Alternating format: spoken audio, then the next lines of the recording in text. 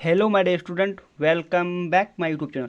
आज की इस वीडियो में हम आपके लेकर आया हूँ ऑब्जेक्टिव प्रश्न करने की ट्रिक है। यानी कि आपका कोई भी बहुविकल्पी प्रश्न आपका उत्तर नहीं पता है वो कैसे हल करते हैं। यदि आप क्लास 10th और 12th में हो और 2025 की बोर्ड एग्जाम की परीक्षा देने जा रहे हो तो यह वीडियो आपके लिए बहुत ही इंपॉर्टेंट होने वाला है, क्योंकि आज के इस वीडियो में हम आपको बताऊंगा बहुविकल्पी प्रश्न कैसे हल करें ट्रिक से। यानी कि आपको मान लो कोई प्रश्न का उत्तर बिल्कुल पता ही नहीं है और बहुविकल्पी प्रश्न कौन सा ऑप्शन सही होगा, तो आज के इस वीडियो में आपको बताने वाला हूं बेहतरीन ट्रिक से ट्रिक जो फॉलो करोगे मेरी गारंटी आपका एक भी नंबर गलत नहीं होगा। इस ट्रिक से ऑब्जेक्टिव प्रश्न हल करोगे एक भी गलत नहीं होगा, क्योंकि मैं आपके देखो आप क्लास 10th या 12th में हो, आपका ऑब्जेक्टिव प्रश्न जरूर बोर्ड एग्जाम में पूछता है, लेकिन बहुत छात्र क्या करते हैं सारे गलत करते थे, कहीं एक दो सही कर पाते हैं। लेकिन मैं आज की इस वीडियो में जो ट्रिक बताऊंगा ना वो अगर फॉलो करोगे तो मेरी गारंटी आपका एक भी बहुविकल्पी प्रश्न गलत नहीं होगा। कोई प्रश्न का उत्तर बिल्कुल नहीं आता है तो कैसे हल करें। मान लो कोई आपका प्रश्न का बिल्कुल उत्तर ही नहीं पता है तब उसको कैसे हल करना है। मान लो किसी का उत्तर आता है तो कौन सा ऑप्शन सही होगा। केवल 4 तरीका इस वीडियो में सिर्फ 4 तरीका बताऊंगा। अगर ये 4 तरीका समझ लेते हो तो मेरी गारंटी आपका एक भी बहुविकल्पी प्रश्न गलत नहीं होगा, पूरा का पूरा सही फुल मार्क्स मिल जाएगा। कमजोर बच्चे जरूर देखें। मान लो किसी को कोई प्रश्न का उत्तर बिल्कुल नहीं पता है या उनकी बहुत कमजोर है, उनको बहुविकल्पी प्रश्न करना ही नहीं आता है, तो यह वीडियो आपके लिए बहुत ही इंपॉर्टेंट होने वाला है, क्योंकि आज की इस वीडियो में आपको पूरी जानकारी वीडियो में मिलेगी। मतलब पूरी जानकारी आपको इस वीडियो में मिलेगी, इसलिए आपको क्या करना, वीडियो अंत तक जरूर देखिए। ये 100 में 100% वर्क ट्रिक है, यानी कि जो मैं ट्रिक बताऊंगा ना वो 100 में 100% वर्क करेगी आपके लिए। तो चलो वीडियो को शुरू करते हैं। चैनल पहली बार है तो लाइक और चैनल को सब्सक्राइब जरूर कर लेना, क्योंकि मैं ऑब्जेक्टिव करने का बहुत ही बेहतरीन तरीका लेकर आया हूँ। अब यहाँ से फर्स्ट स्टार्ट हो जाता है। फर्स्ट क्या स्टार्ट होता है, पहला आपका रूल नंबर पहला स्टार्ट होता है। अगर आपको ये दिख जाए प्रश्न में, यानी कि ऑब्जेक्टिव प्रश्न में, जो बहुविकल्पी प्रश्न में आपको अगर ये चीज दिख जाए, क्या दिख जाए, ये सभी या उपयुक्त सभी, यानी कि आपके ऑप्शन में क्या दिख जाए, ये सभी या उपयुक्त सभी, तो आंख बंद करके उसी पर टिक लगा देना। क्यों लगा देना, मैं एग्जांपल आपके सामने रख रहा हूं। ये देखिए साइंस का प्रश्न है, कह रहा है मस्तिष्क उत्तरदायित्व होता है, जो दिमाग होता है वो उत्तरदायित्व होता है सोचने के लिए, हृदय स्पंदन के लिए, शरीर का संतुलन बनाए के लिए, उपयुक्त सभी के लिए। तब आप इसमें कौन सा ऑप्शन सही लगाओगे, तो इसका राइट आंसर क्या हो सकता है। क्या मस्तिष्क उत्तरदायित्व है सोचने के लिए, या हृदय स्पंदन के लिए, या शरीर का संतुलन बनाए रखने के लिए। तो इसका राइट आंसर क्या हो जाएगा, उपयुक्त सभी के लिए, यानी कि जो ऊपर दिए हैं इनके सभी के लिए क्या मस्तिष्क उत्तरदायित्व होता है। तो देखिए यहाँ पर उपयुक्त सभी दिख गया, कहीं पर आपको ये सभी दिख जाए, अगर इनमें से कोई आपको दिख जाए, इनमें से आपको अगर कोई भी दिख जाए तो आपको आंख बंद करके इसी पर टिक लगाना, क्योंकि 100% यही ऑप्शन सही होता है। तो ये पहला रूल है, अगर इसको फॉलो करोगे आपके पेपर में, मान लो कताई कमजोर आपको कुछ आता ही नहीं है, अगर आपको ये हिंदी पढ़ना आता है, अगर ये आप पढ़ ऑल सब्जेक्ट में जितने भी आपके सब्जेक्ट है ना उनमें ये सब पूरी ट्रिक फॉलो करेगी, इसलिए आप सभी सब्जेक्ट में यूज करना, आपका 100% क्वेश्चन ऑप्शन सही हो जाएगा, क्योंकि एग्जामिनर बड़ी दिमाग से ही प्रश्न रखता है। अब देखिए यहाँ पर मस्तिष्क उत्तरदायित्व है, तो उपयुक्त सभी के लिए भाई हृदय के स्पंदन के लिए भी मस्तिष्क होता है, सोचने के लिए भी मस्तिष्क ही कार्य होता है, शरीर का संतुलन बनाए रखने के लिए दिमाग ही काम करता है। तो यहाँ पर उपयुक्त सभी के लिए राइट आंसर हो जाएगा। तो पहला रूल आपको ध्यान में रखना, अगर आपको ऑप्शन में ये सभी या उपयुक्त सभी दिख जाए तो आप आंख बंद कर उसी पर टिक लगा देना, आपका नंबर क्लियर हो जाएगा। तो यहाँ पर एक नंबर इसको मिल गया। अगला प्रश्न बढ़ता हूँ। अगला रूल क्या हमारा, आपको ध्यानपूर्वक अंत तक देखना, चैनल पहली बार लाइक, चैनल को सब्सक्राइब जरूर कर लेना।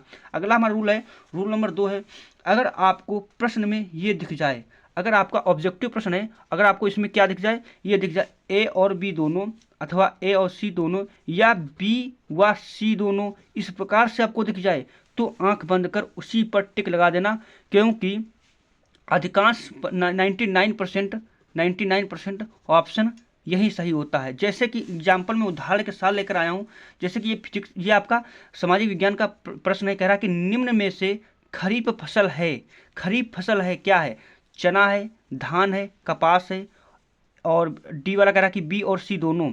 तो आपको पता खरीफ फसल क्या है, जो बरसात के मौसम में होती है उसे हम खरीफ फसल बोलते हैं, जो होती उगाई जाती है।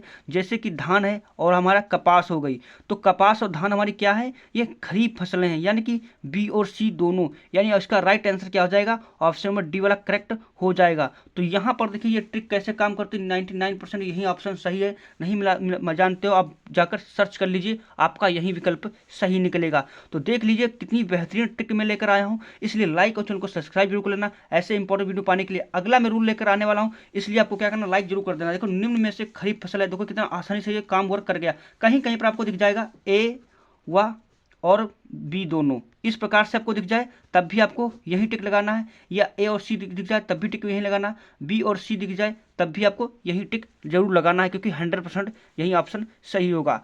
रूल नंबर अगला बढ़ता हूँ, रूल नंबर अगला आपके बढ़ता हूँ। रूल नंबर अगला क्या कह रहा है कि अगर आपको प्रश्न में ये दिख जाए, क्या दिख जाए, इनमें से कोई नहीं, इनमें से आपको कोई नहीं, ये अगर विकल्प दिख जाए तो हमेशा आपको 95% ऑप्शन हमारा यही होता है कि हमारा यही ऑप्शन सही होगा। आपको बहुविकल्पी प्रश्न, आपका केमिस्ट्री हो सकता है, फिजिक्स हो सकता है, या आपका हिंदी या इंग्लिश, आपका गणित, किसी भी कोई भी हो सकता है सब्जेक्ट, उसमें आपको अगर इनमें से कोई नहीं दिख जाए तो 95% यही ऑप्शन सही होता है। तो आंख बंद कर आपको इसी पर टिक लगा देना, मेरी गारंटी आपका फुल में फुल मार्क्स मिल जाएगा। एग्जाम्पल के लिए मैं आपको दिखाता हूँ, शुक्राणु का निर्माण होता है। अब इसमें कौन सा ऑप्शन, इनमें शुक्रवाहिका में, अंडाशय में, यकृत में, इनमें से कोई नहीं। तो इसका करेक्ट आंसर क्या हो जाएगा, तो देखो शुक्राशय का निर्माण क्या था, वृषण में होता है ना, किसमें होता है, वृषण में।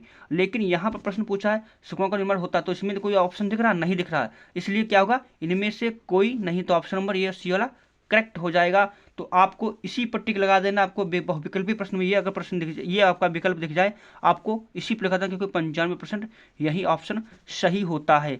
तो इस प्रकार से ये तीसरा रूल्स हमारा हो गया। अगले रूल से और बढ़ता हूँ, इसलिए वीडियो अंत तक जरूर बने रहें, क्योंकि मैं बेहतरीन तरीके लेकर आया हूँ जिन्हें फॉलो करने के बाद आपका फुल में नंबर बढ़ने वाला है, स्कूल में, कॉलेज में आपका नंबर बढ़ने वाला है।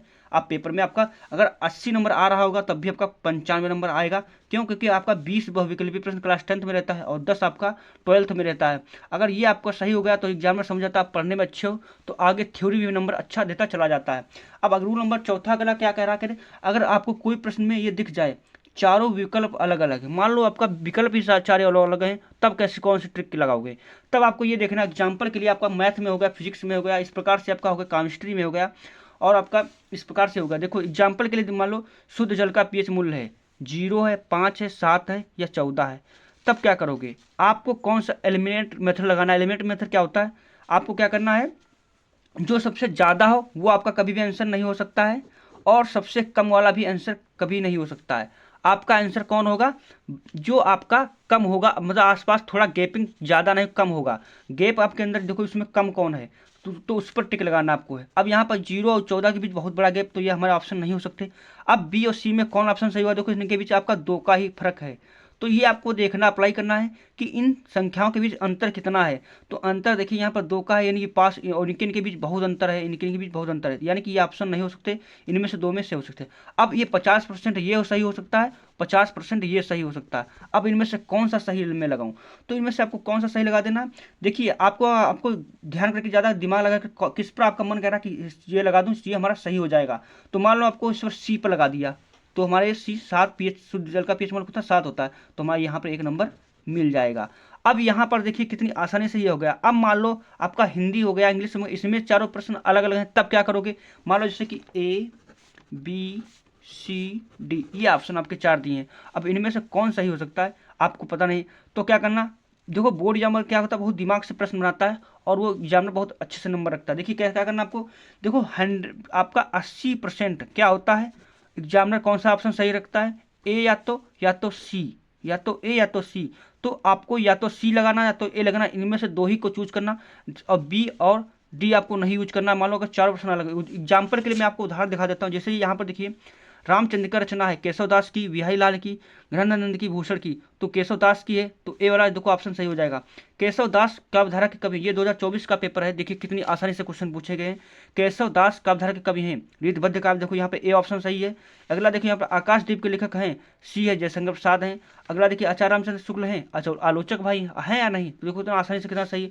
और देखिए कलम का सिपाही की कविता है, सी है, जीवनी है। तो देखिए यहाँ पर ऑप्शन कैसे चूज किए गए हैं, सब देखो ए या सी, ए या सी, इस प्रकार से पूछे गए। इसलिए आपको मान लो कोई प्रश्न बिल्कुल आता ही नहीं है, तो आपको ए और सी चूज करना है। वीडियो पसंद आए तो लाइक, चैनल को सब्सक्राइब जरूर करना ऐसे इंपॉर्टेंट वीडियो पाने के लिए। Thanks for watching this video.